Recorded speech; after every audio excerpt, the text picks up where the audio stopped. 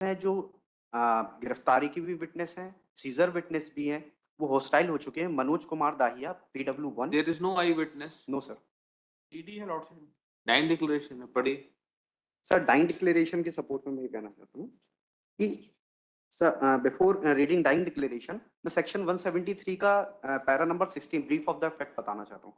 इसमें लिखा है कि मामले का संक्षिप्त विवरण इस प्रकार है कि दिनांक 5/6/2023 को सूचनाकर्ता रोशनी कोल, जो कि डिसीज की सिस्टर है, ने थाना उपस्थित आकर अपनी बहन रेशमा के अज्ञात कारणों से आग लगाने का कारण बताया। अज्ञात कारण से सर, जो कि रोजनामचा साना 41 पर दर्ज कर रोजनामचा साना दौरान सहायक उप निरीक्षक स्वदेश गुप्ता द्वारा मेडिकल कॉलेज जबलपुर पहुंचकर पीड़िता रेशमा कोल से पूछताछ कर ड्यूटी डॉक्टर, पीड़िता की मां दसोदाबाई, बहन रोशनी के समक्ष कथन लेख किए गए, जिसमें पीड़िता रेशमा कोल के द्वारा स्वयं को आग लगा लेना बताया। सर इसके फर्स्ट स्टेटमेंट जो होते हैं उसमें स्वयं को सेल्फ बर्न का बताया जाता है। फिर इसके बाद में से इसी के सपोर्ट में फिर इसके बाद में ये 4 तारीख के बाद 5 तारीख को जब ये फर्स्ट स्टेटमेंट कब है? सही 5 तारीख को, 5/6/2023 को। ये सर इसके बाद इनके घटना दिनांक के बाद में 17 दिन बाद इनके सेकंड स्टेटमेंट होते हैं एग्जीक्यूटिव मजिस्ट्रेट के समक्ष। ये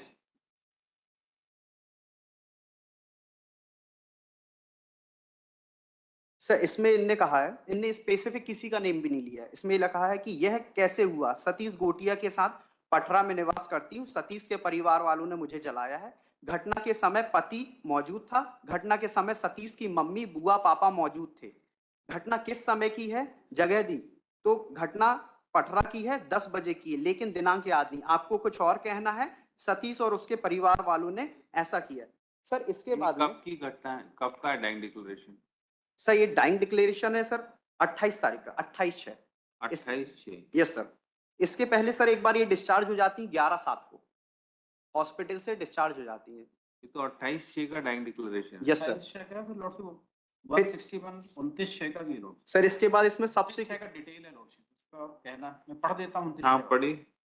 मैं ग्राम बनखेड़ी इंद्राना की रहने वाली हूँ, घर का काम करती हूँ। मेरी शादी करीब 10 वर्ष पूर्व पटरा उमरिया पनागर के मनोज कोल से हुई थी। मेरा एक लड़का है जिसका नाम सौरव कोल है। शादी के समय करीब 7 साल बाद मैं मनोज से अलग बनखेड़ी में रहने लगी। मेरा लड़का सौरभ अभी मनोज के साथ रहता है। मनोज के चाचा का लड़का सतीश कोल करीब 3 साल पूर्व मेरे साथ इंद्राना हीरा कोस्टा के मकान में किराए से रह रहा था। हम दोनों पति पत्नी की तरह पिछले 3 साल से एक साथ रह रहे थे। दिनांक 2/6/2023 को सतीश के पिता रामाधार कोल, मां ममताबाई, बहन रानू कोल सभी हीरालाल कोस्टा के मकान आए और मुझसे बोले कि सतीश को जादू टोना करके अपने वश में करके रखी है और सतीश को उसकी मर्जी से ले गए। मैं बहुत मना की पर सतीश और उसके घर वाले नहीं माने और सभी उमरिया पटरा चले गए। दिनांक 4/6/2023 को मैं सतीश से मिलने ग्राम पटरा उमरिया गई, जहां सतीश के घर के पास कार्यक्रम चल रहा था, जहां पर सतीश कोल, पिता रामाधार कोल, मां ममताबाई, बुआ चैनाबाई मौजूद थे।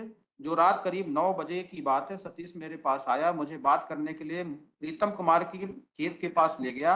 मैं सतीश से बोली कि इतने दिन मेरे साथ पति के साथ रहते थे, अब क्यों छोड़ दिए हो? तो इतनी देर में उसके पिता रामाधार कोल भी मेरे पास आ गए और सतीश और उसके पिता रामाधार दोनों मिलकर मुझे गंदी गंदी गाली देने लगे और बोले तू यहाँ से चली जा, तेरा मुझसे कोई नाता नहीं है। मैं बोली कि मैं नहीं जाऊंगी, सतीश मेरा पति है। सतीश और उसके पिता रामाधार कोल ने मिलकर साथ ले आए एक प्लास्टिक की बोतल में जिसमें पेट्रोल भरा था और मेरे ऊपर डाल दिए और मुझे जान से मारने की नियत से मुझे आग लगा दी, जिससे मैं जलने लगी। सतीश व उसके पिता रामाधार कोल मुझे जलती देखकर वहां से भाग गए। मैं जलने के डर से चिल्लाने लगी। तब मेरी आवाज सुनकर कुटवार मनोज व जेठ किरण कोल मेरे पास आए।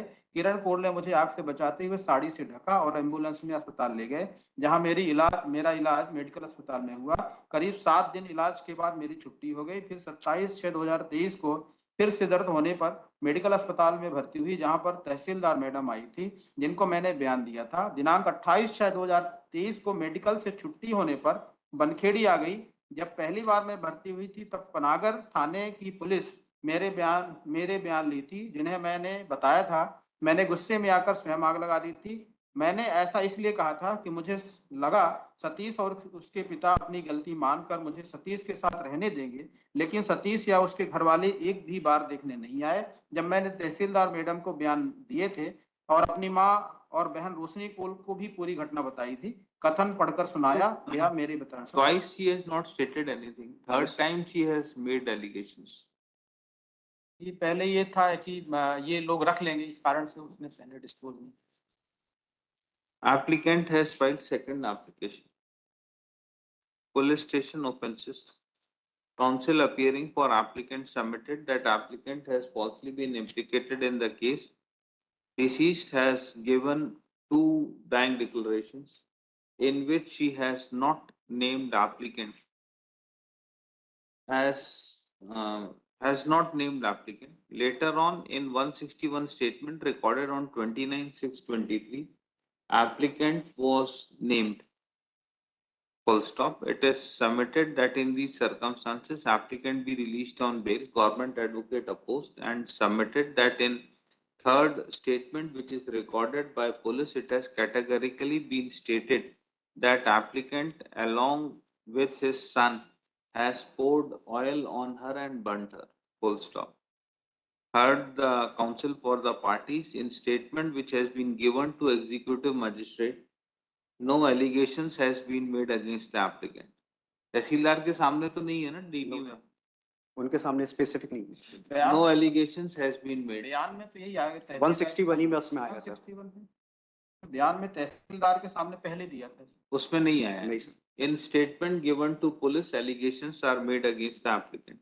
Considering aforesaid circumstances, application is allowed. 50,000 one surety. Very humble.